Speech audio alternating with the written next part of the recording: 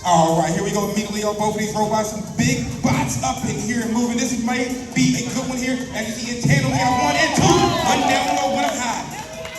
We're going to do the reset. As you see, a good strategy here, rolling the ball. One thing you do not want to do is actually throw it and drop it in the field, as that will be a penalty. That looks like to be a pass here coming from one of those teams here, picked up by Cheesy Luigi, going in for another shot, down low. Oh, hits the button to misses. Dropping the switch in 3, 2, 1, switch. If they have that done so, I believe they already have with 26 seconds left. They pick that one back up and get it as they introduce another one.